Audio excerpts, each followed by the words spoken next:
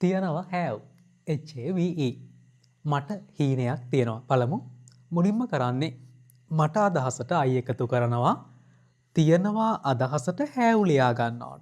හොඳට ඉගෙන ගන්න තියනවා පදයේ අග have මැද. I have හීනයක් a dream. සිහිනය dream එකක් නිසා a දැම්මා. කියන්න මට හීනයක් තියෙනවා කියලා. I have a dream. I have a dream. මට room එකක් තියෙනවා. සරලයි. I have පදේ මෙතන ලියා ගන්න ඕනේ. තියනවාග have මැද. I have. එක කාමරයක් නම් a room. මට room එකක් තියෙනවා. I have a room. I have a room. මට hotel එකක් තියෙනවා. I have. එකක් නම් a දාලා ලියන්න පුළුවන්. I have a hotel. හරි ලේසේ. dream එකක් තියෙනවා මට.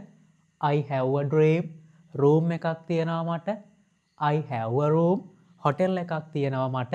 I have a hotel. හරි සරලයි. I පදයයි have පදයයි තියෙන දේ අගට ලියන්න. ස්පෝකන් ඉංග්‍රීසි හදාගන්න රුපියල් 3000යි යන්නේ. පළමු දිනේ බලලා සම්බන්ධ වෙන්නත් සම්පූර්ණ විස්තර ගන්නත් නම දාන ලින්ක් එක දෙන්නම්. ලයිව් පන්තියෙන් පස්සේ රෙකෝඩින් එක ගන්නත් පුළුවන්.